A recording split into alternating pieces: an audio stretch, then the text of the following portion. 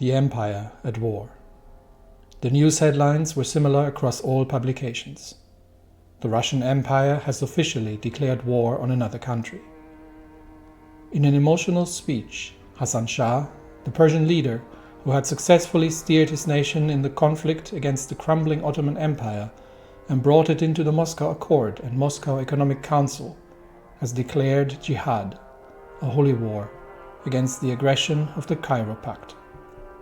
Russia, after initial calls for a diplomatic solution in this recent flare-up of conflict in the Middle East, was left without a choice, as ignoring the calls that invoked the new alliance would invalidate it in the eyes of the world before the ink even dried. Pyotr Wrangel, the Russian chief of army and grey eminence behind the Tsar, has used the opportunity to state his own ultimatum for the preparation of Operation Yekaterina, the preemptive strike against the Reichspakt, and liberation of Eastern Europe. Many in Russia have doubts about the progress of the economy still recovering from the recent separation of German control and the readiness of our armed forces. Yet, it seems the small rock that will eventually unleash the avalanche of war has finally started rolling, and there's no stopping it now. While the civil war in North America has come to an end, the Japanese war in China still rages, as does the deadly conflict in Italy, which has seen so much bloodshed over the past years, and evoked many traumatic memories of the Weltkrieg's trench warfare. Generals will be well advised to remember that the people will no longer tolerate such an abject waste of human life. As much as Wrangel's ambitions to secure the Empire's Western Front and liberate the peoples of Eastern Europe are valiant, it must not come at the cost of millions of our sons. The ball has indeed started rolling, as Russia is now at war, or rather the Moscow Accord is in a defensive war against the Cairo Pact. We have begun the big artillery triplex because we just had enough breakthrough points to get that going. And we will see how the super heavy artillery is going to show up. I don't actually know what exactly that is going to look like, but we'll find out. And have reorganized, as you can see, the generals a little bit to bring some of the more experienced people from the various civil wars, now that they're all returning, onto the front lines in Europe. So we'll go through that before things kick off. But for now, the only one who's really looking for active combat is going to be General Ungarn Sternberg, who has taken over leadership of the special forces, which are being sent to Persia at this point in support of the war. Air Force is mostly concentrating on the southern flank. We may have to improve the air bases a little bit because they're all relatively minor. That said, we do actually have a focus that can do that for us, and we have a lot of work to do in the Air Force direction. But first of all, after the Hammer of Suvorov, we will begin the preemptive war Operation Yekaterina, probably. We still have a large amount of construction to finish, but I think the level 1 fortifications along the line are relatively quick, so we should be able to get through these without too much trouble, especially once the military factories up there are done. In terms of logistics, stockpile, we don't have an awful lot. We do have a decent amount of trucks, let me put it that way. But we do have to begin we've got to put all armies on motorized, which we have. Let me just go through just to make sure that this is still the case. And we're good. The support equipment is a bit of an issue, but all in all, it starts looking workable. The Air Force is where we're very behind, especially also in doctrine. So I'm thinking to get the aircrew surveys because that is reducing the air doctrine cost. And with that, we have all the positions filled out. Yep, and we are still filling out the military high command, as well as potentially getting a theorist, probably a Golovin at some point might be useful just for the suppressive barrage tactic chance. that can wait for now. And yeah, we'll see when the troops arrive on the front lines here. The first division to arrive is going to be the 78th. So while that's ongoing, we're still running a bit short on supply, especially in the Dvinsk region. So let's have a quick look and see if we can find out what the problem really is.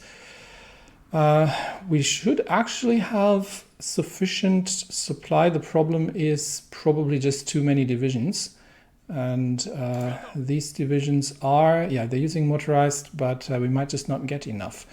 And it's the only supply hub that can run this. What's the local infrastructure looking like? Yeah, that's probably more of the problem. So we may actually have to upgrade the infrastructure here. And I'm going to prioritize that after the fortifications are done, because that'll help us bringing more supply to the front lines. Once additional tank units arrive, I think the Belgorod point will suffer a little bit of supply as well. And yeah, we're similar situation here. Khrushchev actually needs to be upgraded as well because 15 supply is not going to be enough.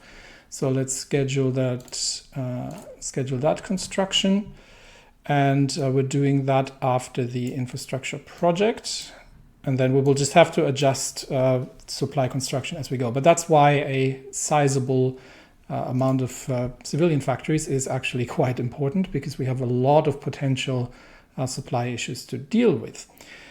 All right, Rostov should work out. And we'll leave the rest as is for now, and we'll see how bad the situation gets.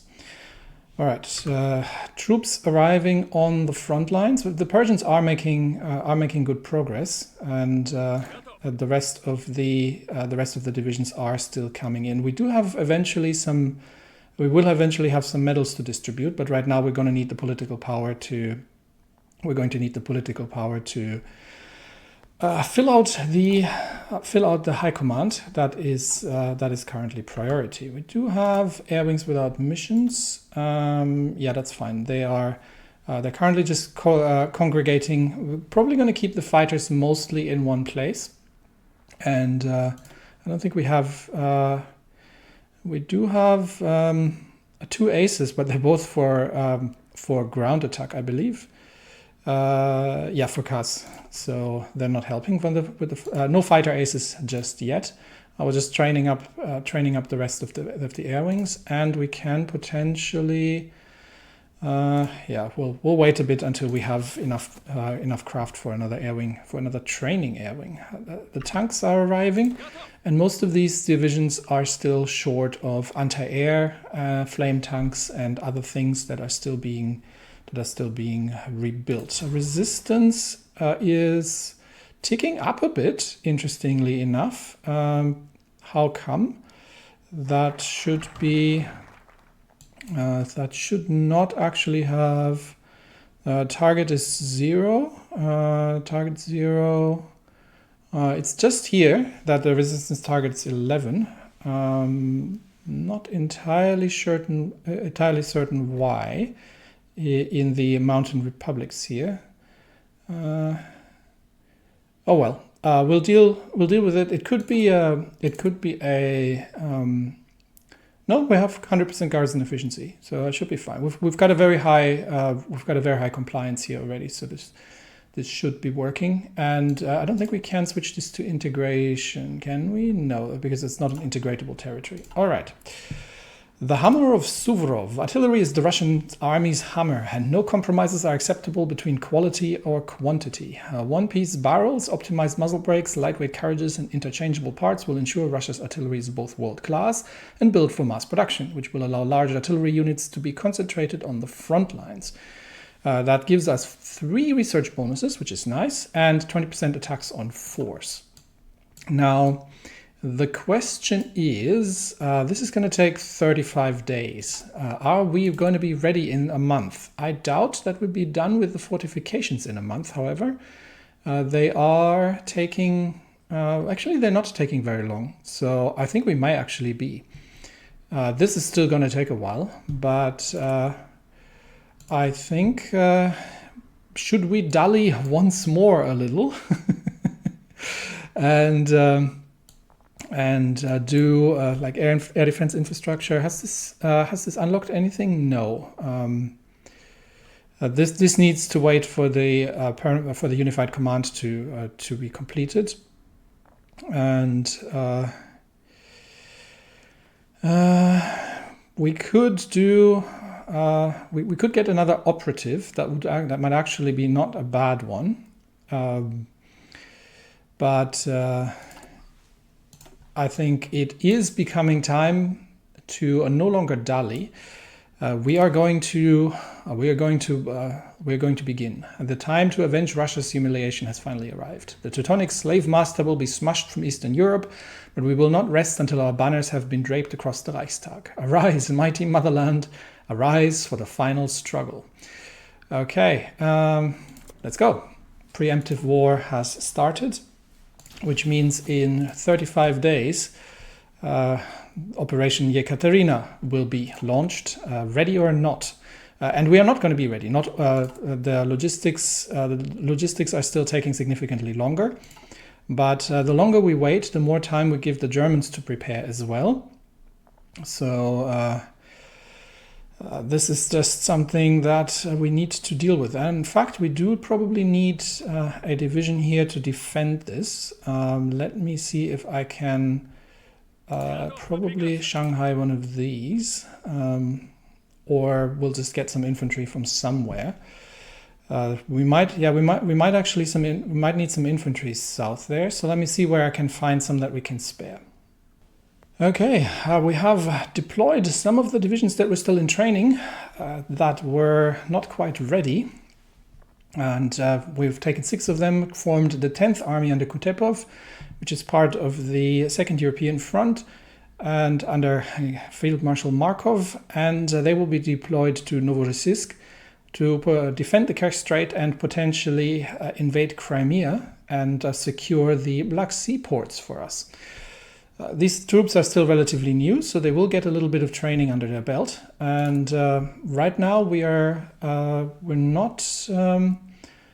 We might recruit some divisions, but we have to prioritize reinforcements. So we'll train probably. We can still train a few mountain divisions. We might at some point also might need Marines, but we might train a few more Guards divisions. So we'll just get them as a sort of operational reserve. Let's get 12 of them underway. This is of course going to drain our stockpiles even further.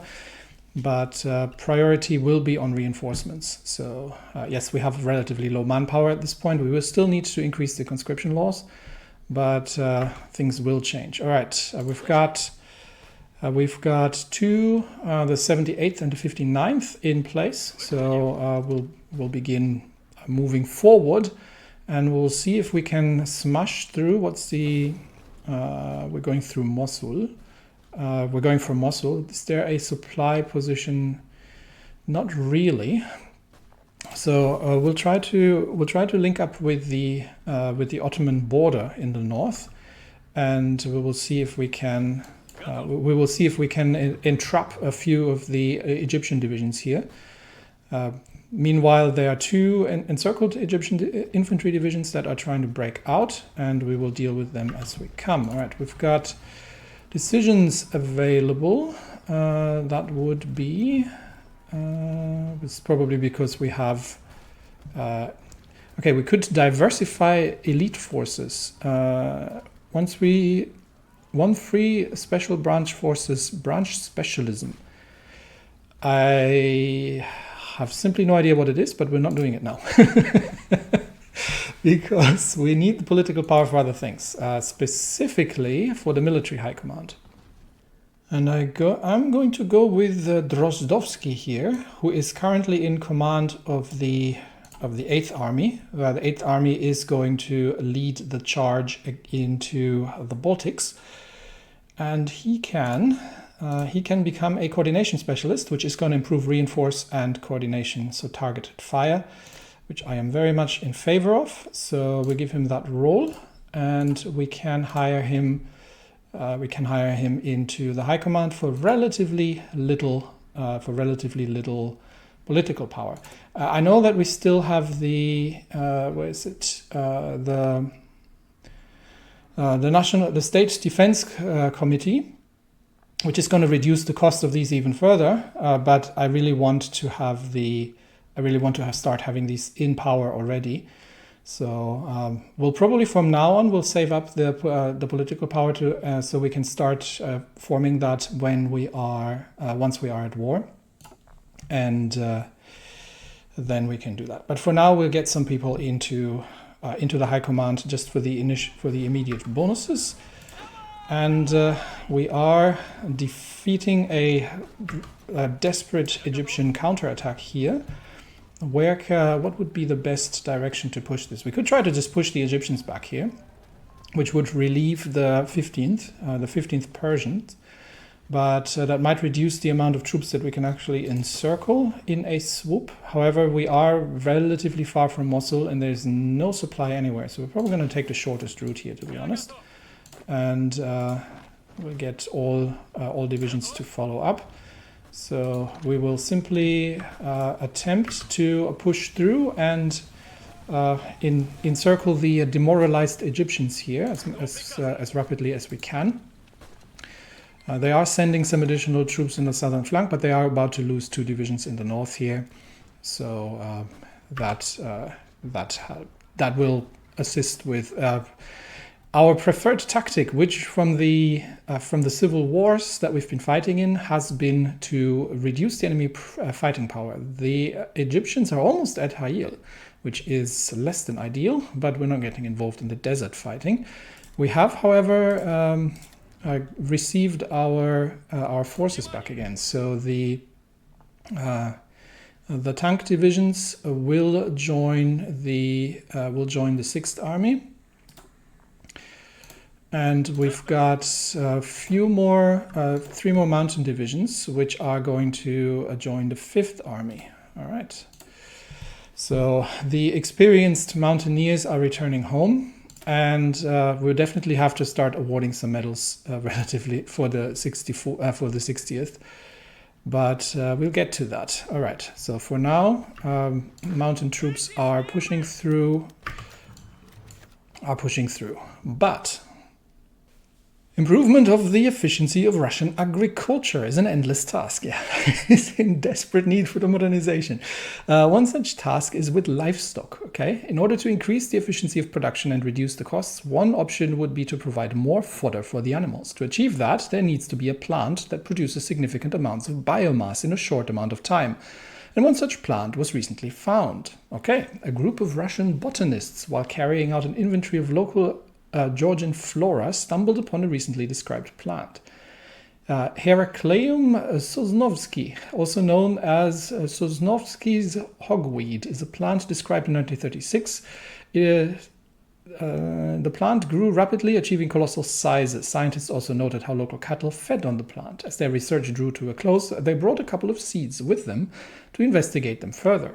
Soon after, the group caught the attention of the Agriculture Ministry, which quickly initiated the first plantations of Sosnovsky's hogweed, not only for fodder purposes, but also honey production. Not long passed until people started noticing problems with this miraculous plant. Oh dear. The cattle refused to eat it, and those who ate any silage prepared out of the plant would produce anise-scented meat. Another problem affected the people, as this hogweed soon turned out to be toxic. All plantation workers who walked next to the plant would get painful burns. As the embarrassed ministry decided to abandon the plantations, the last problem arose. Sosnovsky's hogweed started spreading rapidly from where it was introduced, and soon it was noted to be present in all surrounding areas. Anyone who tried removing it by cutting it down would soon fall, as the plant would regrow instantly. Many locals started complaining about this plant to the ministry. However, the damage was already done, and there was no way to remove it. Aside from the Poles, this might be the first one to actually conquer Russia. Oh dear, oh dear. Yeah, Don't mess with biology. Things can get interesting very, very rapidly. Do we have a more forward airbase from which we could operate? Because we are, which air zone are we actually fighting in? Yeah, we're still in the Kurdish air zone, so we're still sort of all right, but it'd be really nice to have a forward airbase. Maybe Aleppo has one. Can't remember. But for now, I will be pushing through the Egyptians here. And bad news for the Entente. The Dominion of India has capitulated, and with that, the Deccan Federation has taken over. Now, I don't think there was anything I could do about that. We do still have the trade agreements that we can eventually settle, but for now, I will be banking political power for the inevitable outbreak of the war. All right, let's get back to the front lines and see what we're up against. Which also probably means that we're not going to be spending anything on a theorist again. So I may as well actually spend the army XP now. Where are we going down? I haven't played Superior Firepower in such a long time because I usually like playing Grand Battle Plan more. And somebody mentioned it's no longer meta either. So let's see. We could get plus 5% soft attack for everything. That is amazing. This would be 10% heart attack. Not really feeling that. This is Recon and Reinforce. This is 10%. Oh, this is only for tanks. 10% soft and hard. This would be some organization, a bit of recovery, and this would be just 2%. 2% reinforce. This would be air attack. Okay, and 5% org. 5 org for all frontline battalions. Okay, that's quite significant. And this would be soft attack, another soft attack. Yeah, so this is kind of soft attack heavy, shock and awe. I think that's more what I'm feeling as a direction. So that's what we're going with. And yes, it's expensive, but such is life. We have never gotten around to getting a theorist. All right, let's push the Egyptians back and see if we can make it to the Ottoman border and actually encircle somebody here. But I think the Persians are ahead of us in that regard and are actually moving forward, which is going to be a bit of a dilemma because I was kind of hoping that we could cut them off. So we may actually stop this assault and relocate south to see if we can use the supply from Deir ez-Zor, and which is being resupplied along the river line, and we see if we can catch the retreating Egyptians in the south more like. All right, so let's move south, which also means we are going to be out of the air zone, which means we no longer, we don't actually have any particular range advantage here. So unless I'm going to get the aircraft grounded for now until we have an airport that we can actually operate from. We do have to keep a bit of an eye on the Operation Yekaterina. Especially, we do have to eventually stop the training exercises. It's just the new troops, so I want to get them at least up to out of their green state, and get them some frontline experience. But we will see. So okay, the Persians are pushing from the north, and yes, Canada has or the Entente has signed a peace deal, and they have retained a small enclave between Srinagar and Lahore. So that's quite interesting. Right now, the Deccan Federation is a market liberal, but I don't think we can do anything to invite them anywhere. So maybe there is still a focus or anything, but this is fine. We don't also want to necessarily overextend our lines because, as we can see, this causes trouble going forward. Talking about which, the Navy actually needs to, the 2 new cruisers need to actually stop exercising and need to join the Baltic Fleet. And then everything here that needs repairing needs to go and repair. So once the cruisers are there, we're going to enter that. We have, these need, we're moving submarines into the Baltic. They're also probably going to be in need of repair. So let's make sure, we've got 6 dockyards assigned. So as soon as repairs are coming into place. We've got the admirals assigned. So the Baltic Fleet under Kedrov, who is a big gun expert. We've got the Black Sea Fleet under Kolchak, and we've got the submarines under Monastriov, who has some expertise in hunting. Although we're going to be using the submarines mostly for mine laying initially. We are already having a few mines in the Baltic, and we'll see what the submarines from the north along the northern ports can do to secure our northern borders. All right. Finland so far seems to be neutral, but we may need to actually create a few just regular army divisions. And just in case that we need to secure the border in the north. So let's get a few more divisions trained up, and we'll see from there. All right. Troops here are moving into place near the Kirch Bridge, and we'll be back to Egypt and Syria, really, to fight the Egyptians rather. We've got the Georgians joining the fray now as well, and moving ahead. Dominion of India was next, moving ahead rather rapidly.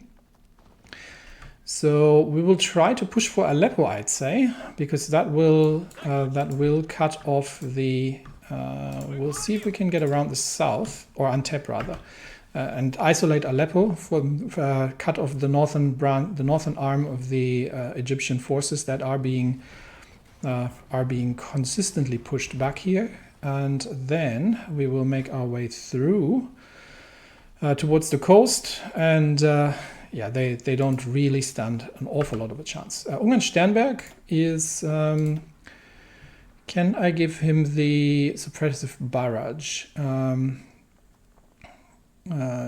This is... We could also... because he's relatively specialized. So street by street barrage doesn't really sound much. I think suppressive barrage is what I want to go with. That is, he needs skill. He still needs level 5 to get that. He's still at 3, but that's what I eventually want to go with. Can't do that now just yet, but for now we are pushing through the lines and looking for an airport really that we can use to support. We've got a few additional divisions coming in, and I'm actually not going to need that many. So I'd rather send these divisions as reinforcements. The question is, are the Ottomans going to cause trouble? I don't necessarily need these on the Egyptian front. We'll keep them. We'll keep these in reserve. We'll keep them in reserve a little bit behind the lines for now. And with that, we've got 6 divisions. Yeah, we've got 6 divisions should be enough. Let's send these back north. They can rest and recover, but the rest of it, we've got. I think we've got sufficient divisions here now to make this happen. We are 26 days away from the official declaration. And if we can move out here, some demoralized militia that does not stand much of a chance. If we can move out and around here, we might leave 1 division behind. In fact, the front line is misplaced now. There we go. Let's fix that. Division stays. The other 2 move on, just to ensure that we are. Securing, and we can probably just take Aleppo since the completely disorganized Egyptians are not really going to have any kind of resistance here. And then we'll clear out the north. From here on out, we can start pushing north. We've secured Aleppo, and obviously supply is becoming a massive issue because Aleppo is not. But once we get Antep sorted, we should be able to hold Aleppo for the time being. Once we've got Antep sorted, then the railways, the railroad connections are going to be in place as well. I've got 2 additional divisions. Can begin with the cleanup operation, and that should be 5 Egyptian divisions that will be taken care of. We just have to make sure that we're not creating holes in our front lines. And for that, we'll move the troops south from Antep. Okay, 22 more days until things get heated. And we're going to stop the exercises now on both fronts to give the troops time to organize themselves and dig in for the inevitable conflict. And then things are going to get very interesting very quickly. Now, have the ships arrived? Where are my 2? I had two cruisers that should be. Yeah. Does anything need repair? No, it's nothing in need of repair really. So that's fine. But the submarines I thought were damaged. Okay. Let's. Anything that's damaged needs to go in for repairs. So let's make sure that all ships are in good shape and ready for the upcoming conflict. And the Mitteleuropa trade sanctions have gone, which is great. We've got our stability back, and we have more consumer good factories. We're down to 26, which is great, and we're definitely through with the initial fortifications. We're almost through with the we're working on getting the infrastructure upgrades underway. And with Russian troops formation gathering at enemy borders and Operation Yekaterina is set to begin very soon, a cabinet meeting was hastily assembled. The main subject of the matter was how Russia was to justify the war to the public, but also to the world at large. Tsar Vladimir III and Chief of Navy Kolchak suggested that to give the war a sense of legality, an ultimatum should be sent to Berlin, asking to withdraw their troops from Eastern Europe.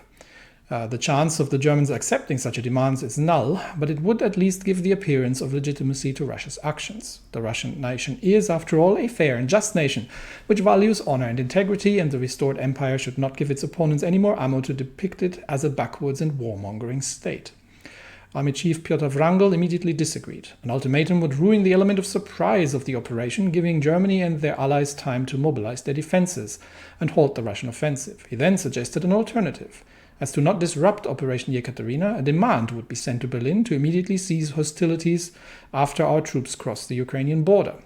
Ultimately, this option was settled on, and further preparation continued. I would have honestly agreed with Kolchak here, but Wrangel may become a bit of a problem at some point. The man has too much influence, I would almost argue. Okay, let's defend Aleppo and make sure that we are clearing out the enemy troops in the north here before things get wild. And we do actually need to hold Antep as well. So, and with that, we'll stay on Aleppo. No, you please stay here. All right, gotcha. We'll send the troops north to Antep and then attack from there. And make sure that we're clearing out positions. Okay, Aleppo has been secured by the 2nd Persians, and with that, I think we can concentrate all forces on the assault northwards in order to clear the last remaining resistance, while the 78th is moving all the way to the coast and secures Latakia. Have we got an airport anywhere? We do not, unfortunately. So it's the Damascus airbase from which we're operating. which means that there's not an awful lot we can do here. We can provide some air superiority, but other than that, there's not much we can do. We are still significantly behind in our equipment production, but this is just how things are going to go. That said, one change we can probably make is to give the mechanized division the maintenance company, and I think that's a good idea. We've got 10 to spare, and that will first reduce the amount of losses that we're taking, and at the same time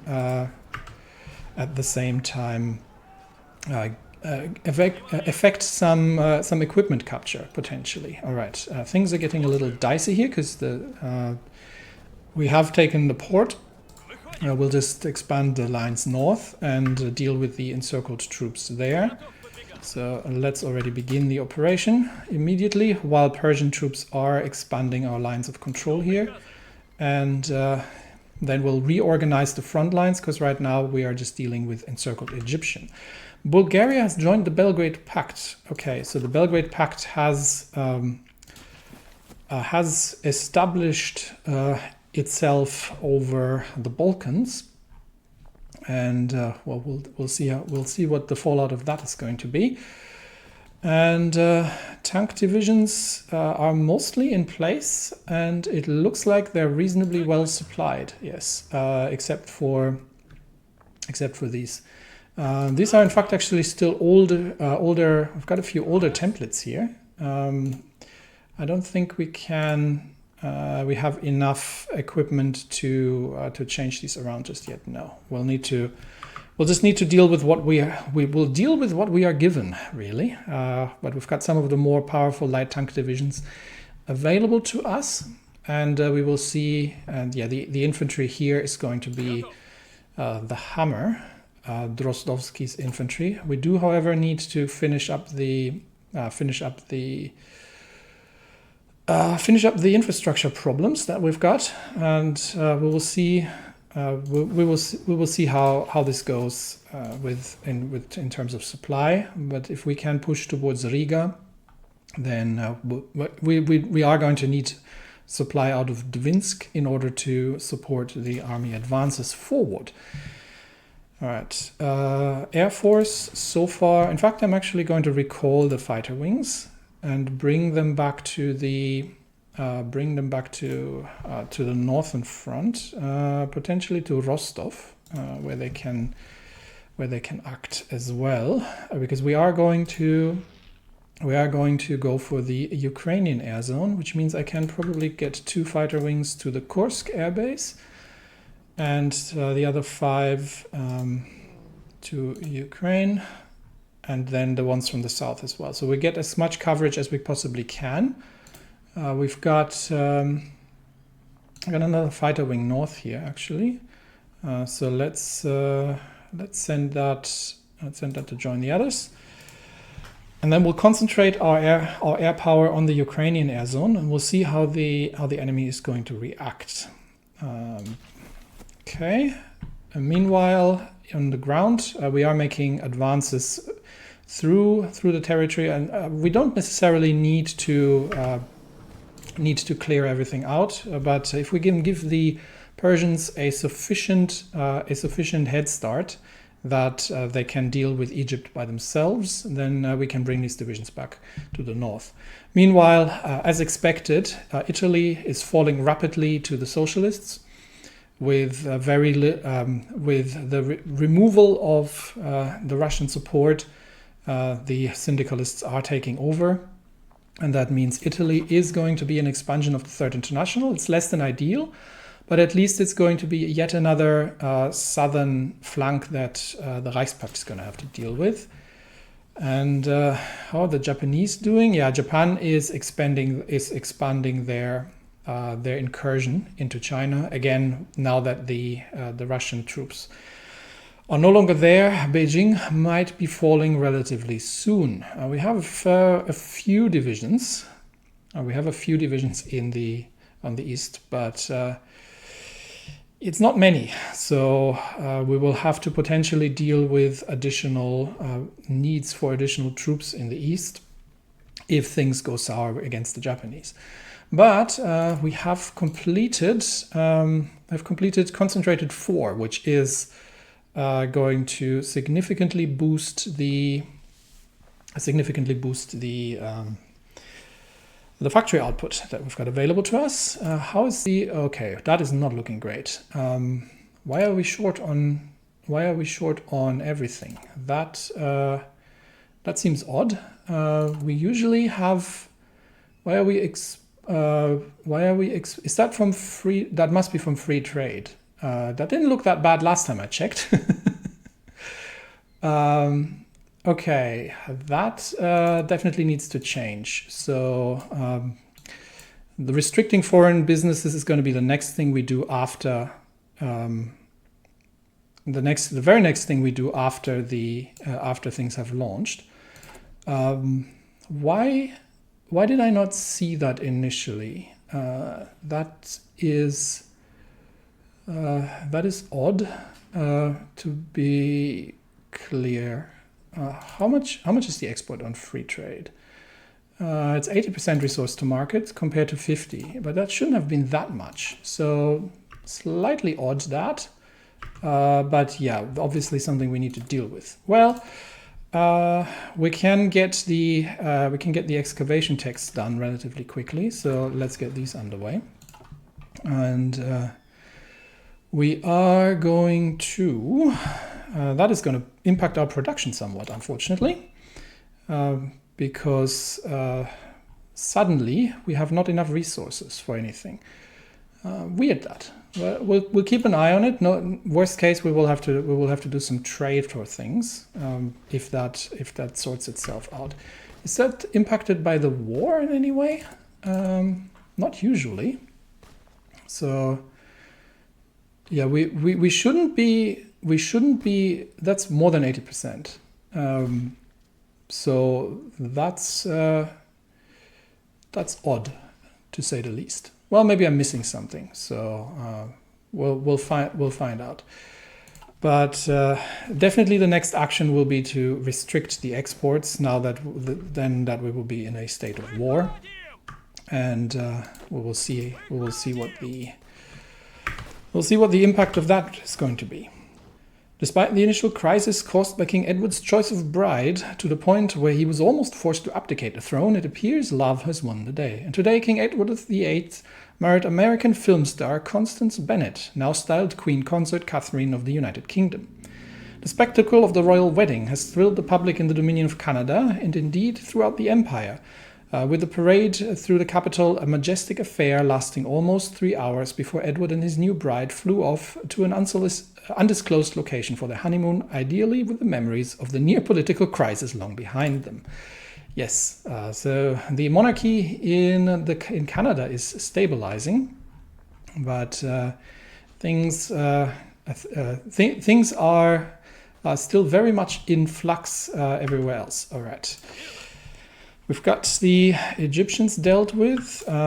Let's get the troops south in order to, with the orders to take Jerusalem, and get all divisions onto that, while the remaining Egyptian forces in the north are going to be wiped out. We are 12 days away from the preemptive war.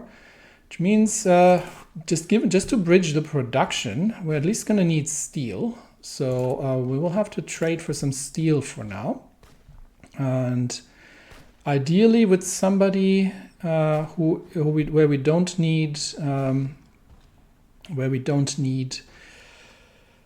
a sea route, because ideally something Sweden stands out. Let's trade for some steel with the Swedish. We get some aluminum from the Serbians, and we can get some tungsten from, let's see, what's ideal? Burma is not bad. All right, now that sorts out the worst of the problems. once the and then once we have the trade situation sorted, then we'll put that back to normal. All right, but for the time being, we are clearing out enemy positions, and yeah, so the Swedes don't have enough steel, but we'll take what we can get, and that puts the production back into place. All right, so that looks decent again. All right, for the time being, we're clearing out Egyptian positions in the north, while the rest of the troops is moving into place, and then we'll continue. Right, troops arriving once more in Aleppo, and I think we have an opportunity here actually unfortunately, Homs appears to not be defended, but if we take Tripoli, and then we can actually move. For now, we'll clear out the northern positions that, interestingly enough, the Persians are not defending. But we'll send the 65th south towards Tripoli to cut off the remaining Egyptian army, and then I think that's pretty much going to be it for the Egyptians, more or less, because they will really no longer be able to effectively conduct operations with most of their army surrendered on the ground. All right, north has been cleared out as well, so these troops can move south. And with that, once we've completed operations here, we'll be sending the special forces back north, because we are just mere days, we're a week away from offensive operations against the Reichspakt and the official beginning of the war, and then it'll show if the Russian efforts of the last years have come to fruition sufficiently to take on the old enemy. Really, let's just make sure that we clear out as much as we can here. Let's get the other two divisions already south to take out the Egyptian positions here, and then we've got the Tripoli Homs line, and I think Syria is going to fall rapidly. How is Ha'il standing? So far, the Egyptians are holding there and not getting involved in the desert, and we've got the 25mm automated anti-aircraft cannon 1940 completed. All right, we are probably a bit behind with a lot of things. Not really. Is that going to unlock improved heavy cannon? That is an important one that I probably want eventually. But we have some infantry techs that need doing as well. We've got newer trucks that need to be researched, and we've got some. These are still ahead of time, but we've got some support technologies to be done as well, and improved engines maybe. So let's begin with the infantry techs, because these are the most important. So the PPSH, rather famous, and we're going to use the TOS for that. We do have still the medals thing going on. So we could use funds, but I want to upgrade I want to get the equipment upgraded primarily. So I don't want to use the funds for that just yet. All right, troops arriving and dealing with the encircled Egyptian the encircled remnants of the northern Egyptian army. So rather rapidly dealing with them. That said, we have to change AA production. We are still having a noticeable deficit in AA. Reinforcement is 400 units, but we're getting there. So I think we can first of all have a look at the and see if it has. No, it's got the upgrades, so that's all good. So we can just change out the production. Yes, it's going to cost. It's going to cost some. Okay, that created a new one, didn't it? Yes, it does. To close that, open that again. Never fixed that bug. It does drop our Production efficiency right back down again, unfortunately, but we'll get there. So we've got that underway. We're still short on steel, so we might. We'll trade for a bit more with the Deccan Federation. I do want to get all the steel on board that we can get. And with that, I don't think we have anything. No, nothing's used for trade, ideally, because we don't have the units to to support. We are a day away, and Ethiopia has declared war on Eritrea. Yeah, we'll leave them be in Africa, but the mountain divisions are still busy clearing out the last remnants of the Egyptian army in the north. But now I think everybody is ready and standing by for the inevitable assault on the front lines. We have the first, and I'm not going to try to pronounce that, the first railway gun is complete. So we are going to send that. Where do we have best? Probably south to support the. Where do they have the heaviest fortifications? Let's have a look. So Luhansk, important positions that we need to take. Let's see. We need to take Kharkiv, and we do need to move through the fortified positions here in the south. So the northern line, both lines are sort of equally fortified. So I think I'm going to send that in support of the Kharkiv operations. And then from there we go. From there, they can support Stefan's tanks in their assaults against the Ukrainian positions. And then we'll see how heavily the Baltic Duchy is defended. Right now, the majority of troops is positioned to assault Ukraine, and that is going to be the most important front line. These three mountain divisions, I don't know yet where I'm going to need them. We'll keep them in reserve for now, until we have a use for them. While we get the Guard infantry here might have trouble taking the Kerch Strait. But we'll leave them in defense here. Maybe we can have an opportunity to ford. But we don't have Marines to enact a naval landing behind enemy lines. We could try it with the regular infantry. But I also don't know if I don't know how strong the Ukrainian Navy is, and if they would be able to. They do have a battleship. And obviously, it's going to be positioned in the Black Sea. So I think we're probably not going to be doing too much, because we do have only a heavy cruiser with the Admiral Lazarev, as well as a few destroyers and light cruisers. So we're not doing any Black Sea operations for now, because most of the Navy is concentrated in Petrograd for operations against Germany in the Baltics, because this is one of the more critical areas.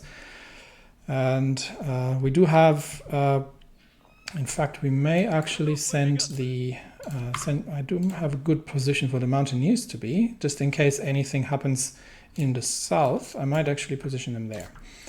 So let's bring them south, and we are, like I said, I think a day away. Yes. So we are a day away from the outbreak of hostilities, and there we go. We've bypassed the Franco-Russian Treaty and completed the preemptive war. Okay, Eritrea has revolted. Okay. That's where the war has come from. But more importantly, the Russian Empire has now declared war on the German Empire and everybody else. So, with that, the enemy has immediately begun offensive operations against our positions, and hopefully I think the troops will hold the lines, and we will see we will see if we can immediately get the momentum from them. See how many troops are. There's a fair amount of troops, but our guards divisions are dug in quite significantly. So they're not easily going to be removed from here, and we'll see if we can launch an immediately counterstrike. All right, so this will require a bit of organization. So let's see. For now, troops here are dealing with the last Egyptian stronghold, and we are facing 2 Moroccans and 2 Ukrainian divisions. So the first operation we'll do is to see if we can force the Kerch Strait. I doubt it, but we'll give it a try. Obviously, the Ukrainian air zone is where the fighting is going to start. So we're going to start immediate fighter operations, and we are going to go both day and night for aerial superiority. So that's the beginning. So all fighters launch for immediate operations in over the air of Ukraine, and we will see how much the German Air Force is going to impact us there. Then we do need to obviously keep a close eye on the front lines, where I think our dug-in or Shatilov's dug-in infantry should not have too much trouble. The interesting part, obviously, is to immediately launch the offensives. Okay, the railway artillery is not actually in place yet. Launch the immediate offensives against Kharkiv and in the south. So the primary target is going to be the supply position. So Yuzivka is a fortified position, but we are going to launch the tanks. We're going to launch the tanks against Luhansk, which is fortified as well. So Stefan's armor is going to immediately attack Luhansk, and then see if we can take the supply hub, which should end any kind of supply operations for the Ukrainian Eastern Force. And we'll wait with the northern tank force until the railway gun has arrived. Meanwhile, everywhere else will stay dug in and hold the line. Really, that's going to be the beginning, and it already looks like one of the fiercest fighting positions is going to be north of Homel in Khrushchev. So that might be quite the effort. Now the question is, how quickly are the Germans going to react? We do also need to activate the navy. So we get the Baltic Fleet onto. They do have to defend the. No, don't move out. That's not what I wanted. We want them to be on strike force. And they will be getting the Gulf of Finland assigned initially, and we will, for now we'll just confine it to the Gulf of Finland. But we do have the 1st Submarine Brigade, which is immediately going to begin mine laying operations in the Gulf of Finland and in the Baltic Sea. So we will begin mining the coast and hopefully prevent any kind of German incursion into the north. Now, decisions available. We have obviously this should when it's this should take itself down. Capturing Riga. Should be the first target, and that's why we've concentrated the 8th here under Drozdovsky. So that's going to be the push. We could fortify the Petrograd approaches for 10 political power. Petrograd and Luga will receive land forts for 10 political power. Yeah, I don't see us necessarily getting attacked here, but I think that's a worthy that's a worthy effort, just to fortify Petrograd against any kind of eventuality, given its importance. All right, on the naval side, we've got the Black Sea Fleet, which is going to begin mine-laying operations in the Black Sea as well. But we'll see how much they can get done there. And we've got the Northern Fleet currently stationed in Murmansk, and they will begin mine-laying operations in the Barents Sea. And as far as we can get off that's probably too far. But we'll begin with the Barents Sea. I will have to split these up actually. So this one needs to be split in half because we have two that are two regions that we're affecting. So otherwise, it's not going to happen. And we're at the third, so this is going to be the fourth. There we go. I hope I'm not messing that up because I'm not too sure. We shouldn't have to worry about the Gulf too much unless Sweden gets fancy. But we'll begin with aggressive forward mining in the Baltics, and we'll see what we can get done there. All right. With that, we have many forces that we need to look at, and we'll have to start organizing all the shortcuts and everything. But we do have an air wing still that isn't doing anything. Oh yeah, that's just these are the old close air support air wings. We don't have any close air support yet, but we'll be working on it. And immediately bombardment seems to have begun. So we also have to be careful about potential. We also have to be careful about potential. Why am I not getting the air zones? Give me the air zones, please. There we go.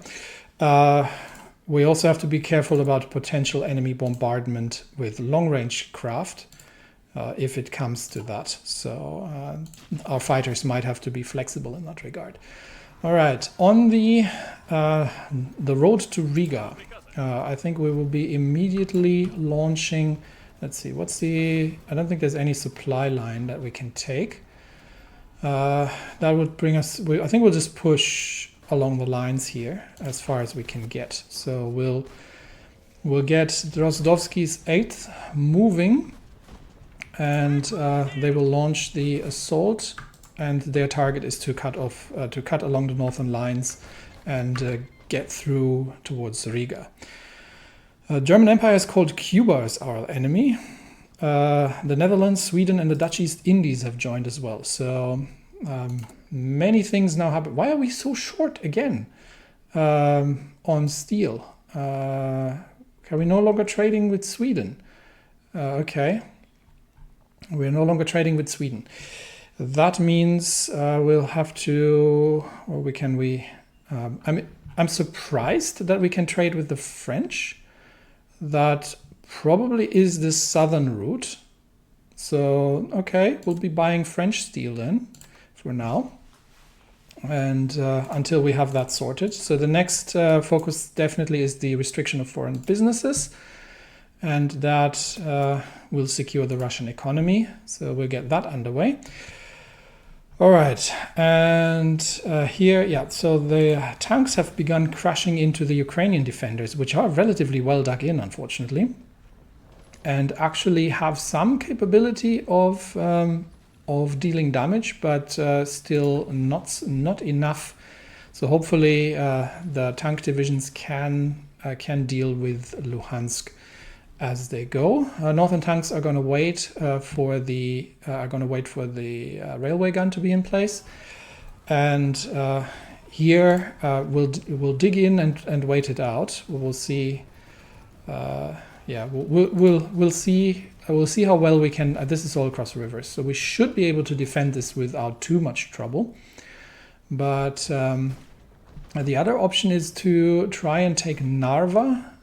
I think we can get all divisions into the north, so we'll give it a try and see if we can break that position.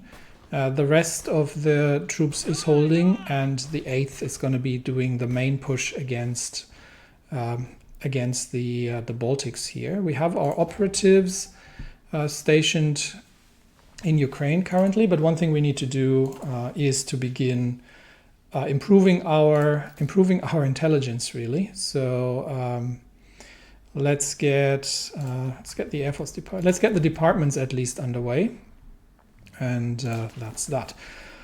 All right. So assault across the Kerch Strait is probably not going to happen, but we'll see. We'll see how well this is going to work out. I don't think the Moroccans are going to be too much trouble, but the Ukrainians are a bit of a problem. Now, why are you moving? We've got flexible cohesion. Okay, that needs to immediately stop. So I'm going to have to go through. I forgot that. Yes, this needs to be on rigid. Nobody move unless I tell you to. This is one of the things that drives me completely insane in the game. And yes, I fell for it again, because the troops will leave their entrenchment to reorganize themselves. And then they're not entrenched anymore, which is exactly the wrong thing. So none of these troops is allowed to move until I give the explicit order to do so. Is anybody else still feeling the need for field commanders to show some initiative and move their troops around, leaving their entrenched positions? It looks like that's not the case. So no, please, rigid cohesion, please. You stay exactly where I want you to be, because I'm organizing this here. And we are not running any assaults until I give the explicit order. Now, what we can do is we can launch a few infantry operations here. So, for example, we can actually just support Luhansk from the north. That's probably the better option. So let's support Luhansk. Let's support the Luhansk assault, widening the front lines. And we'll just defend in the rest until we have secured the supply, and then we can deal with the other positions. All right. So the initial battles are raging, and I'm going to go really slow here for now, because I do have to keep a very close eye on the full front lines. These are Polish divisions here that are starting to crash into us. And I think we've got a Polish tank division, but they should not really stand a chance to get across the river line. The assault against Narva obviously is a forcing on. I think the garrison there is going to probably prevent any kind of advances. But crashing into the Baltic and into the Baltic divisions here, hopefully can get us through quite effectively. Now, we have gotten 50 political power. That was, I think, from the Operation Yekaterina. So far, the skies are empty, so we'll relocate the two aged wings of close air support, bring them over to the front, to the Baltic front, and get them to participate in Operation Neptune.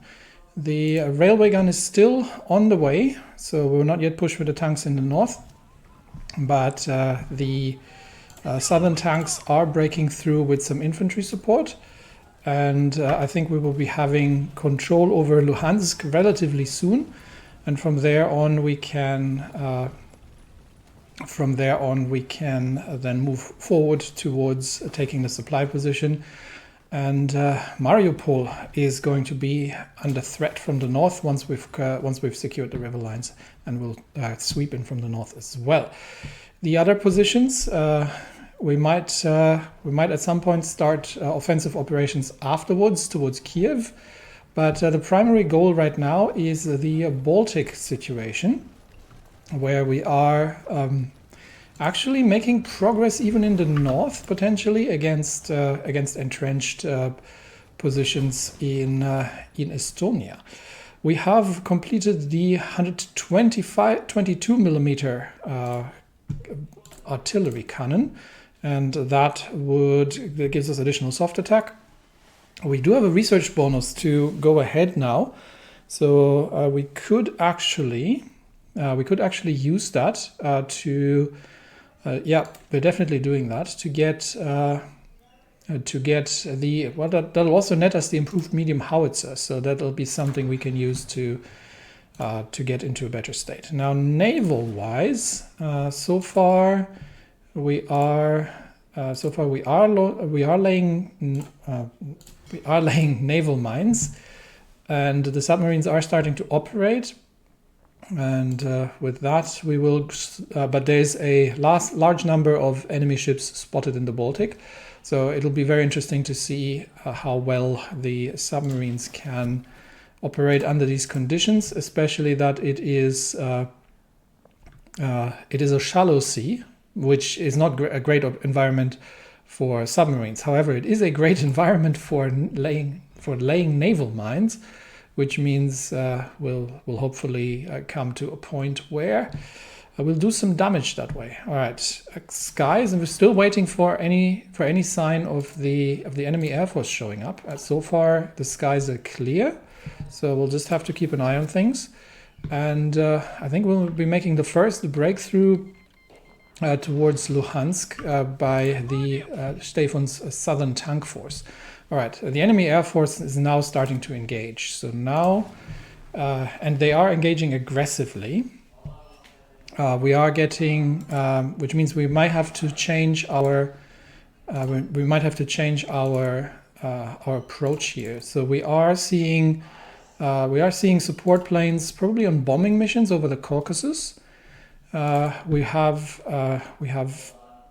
aggressive bombing runs against central Russia, as well as Western Russia, and we have enemy aircraft en masse starting to show up in the Baltics. So now it becomes an interesting question. How are we going to counter this? So we've got fighter wings in the south. We can divert them to deal with the attacks in the Caucasus, and we probably want to do that. We do need probably 4 fighter wings to deal with the central Russian situation, and we'll move the rest of the fighters into the Western Russian air zone in order to take on. This is going to give us a bit of trouble in the Baltics, where I think the close air support wings are no longer going to be effective. So instead of just having them shot down, we'll have to see where the bombing attacks are running, and the bombing attacks are definitely running against the Russian heartland. So if we can clear out the attacks over the Caucasus, then we can divert the 3 fighter wings north. I don't think we have any. Okay, we've still got a fighter wing south here. We bring that in, and we bring that back home in order to deal with the enemy air incursions.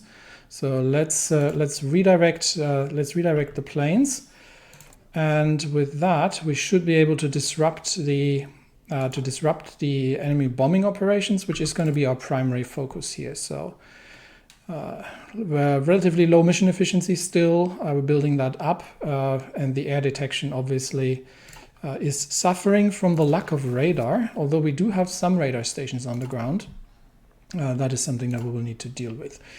Persia wants to help the war effort, and we will accept that. Persia has joined the Russian Empire, and with that, the first member of the Moscow Accord is now at war with the Reichspakt as well. That said, for now we are going to deal with to assist Persia in the south, dealing with the Egyptians, getting the troops back into position, and we can potentially see if we can invite anybody else. I think there were some options. Capturing Riga is one of our primary objectives. So once that has been taken, then that's done. But I thought there were okay. Maybe these were disabled now. Oh no, they're still left. We could invite the Greek or the Serbian Republic, but for now they yeah, for now, that's not something we can necessarily do. All right. So the next, the most important action at this point is to clear the air, to clear the Russian air zones. Haiti has joined the Entente, and with that, I think the Entente as well probably has joined the Weltkrieg. So, where's the overall war? Don't actually have it. Anyway, so right now the Reichspakt, if we look at them, are at war with, not yet. The French haven't attacked yet. So we will now hope that the French and British are honoring the alliance. The assault in the north here is faltering. Yeah, this is futile to try to push across here. We'll just defend this. The assault in the north is faltering, but we are making the first breakthroughs against enemy forces. Now, one of the big problems is going to be the air situation over the Baltics. So I think we are interrupting enemy operations over the air zones. The problem is going to be that our troops are going to need air support in order to successfully capture Riga. So, given that there are not many heavy bombers involved, we may be able to bring. There's only 100 over, so let's bring 2 fighter wings north and start building up an interception, at least an interception force for the Baltic states. But we might have to make difficult decisions relatively soon here in what to defend and what not to defend. For 2 decades, Germany and Russia have been at peace. Despite the animosity left by Russian defeat in the Great War, the price of 5 years of foreign and civil war was steep, and either side wished to pay it again. Not everybody was convinced that this would last. Today, the skeptics were proven correct. After years of military rearmament and revanchist sentiment, Russia has repudiated the Treaty of Brest-Litovsk and proclaimed their intent to forcefully reverse what they describe as German overlordship over Eastern Europe. As Germany and her allies mobilize against this long-feared threat, Russian artillery strikes have been reported on German positions across the Russian border, the inauguration of the Second Great War in a generation to shake the continent of Europe. We shall march through the Brandenburg Gate. All right. Relatively heavy attacks here in the north near Vitebsk. So we may actually need reinforcements. We may need reinforcements there. Which means we might have to ferry mountain troops north in order to act as an operational reserve. For now, how many divisions are we being attacked by here? Yeah, that's 9 divisions running into our defenses, including a Polish tank divisions, and which we are struggling to deal with by the looks of it. We can only do 80% damage, so but it's going to have to be good enough. The thing is that this particular position is probably going to be under very heavy involvement. So I think the initial idea of leaving the mountain divisions, of bringing the mountain divisions south against a potential incursion, is going to be confronted with the reality of the Vitebsk corridor, and that is one of the more difficult positions to hold in the whole war. So we'll bring them back north, and we will probably bring an additional 3 divisions from the Egyptian front. Now that we've dealt significant amounts of damage, in fact, we can probably bring all of them back. The Egyptian army has been defeated, and the Persians should be able to have that from here. So we'll bring the mountain divisions back north towards Vitebsk to deal with this particularly crucial area. In fact, we may actually we do have significant fortifications here, but we may actually want to further increase the fortification levels in Vitebsk itself, and in the fallback positions if we need to fall back against these combined Polish Belarusian attacks. So counterattack in the north from a single Belarusian division, but yeah, we'll just defend here for now. This is not a primary front line. The primary attack is going to happen towards Riga, and here is where we may have to make a decision soon how we are going to deploy the Air Force. So we'll send some additional fighters over, and it will remain to be seen how well we are able to counter the enemy, especially the enemy bomber incursions are troublesome. So if we can start shooting those down, that would be amazing, because they are obviously trying to destroy our infrastructure in order to soften the hardened lines against that. All right, let's make sure that all the mountain divisions are moving by rail, and we get these to move as well to the new location. All right, so we've done our task in the Middle East. We have defeated the Egyptian army. The Persians are moving. We're bringing the mountain divisions north as a counter-strike force in the Vitebsk breach, which is the weakest point in our defense.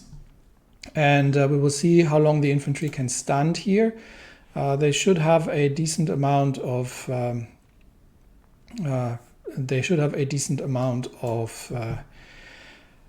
firepower, dug in as they are, but obviously they are coming under very, very heavy attacks. So we'll defend here. We'll move ahead. We're almost at 100 political power, at which point we are going to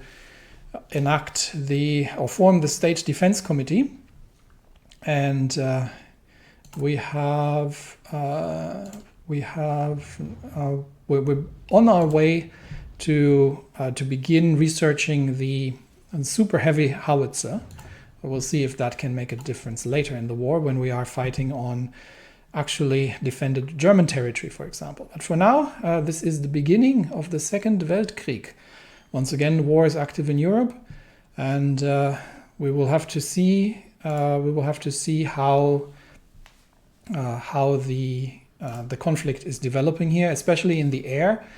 We are going to need significantly larger numbers of fighters. So we're not yet complete even, but yeah, we're going to have to build up a significantly larger air force as we go to counter the enemy planes, especially when the actual German air force shows up. That might we might have to relegate the fighters to home defense for the time being.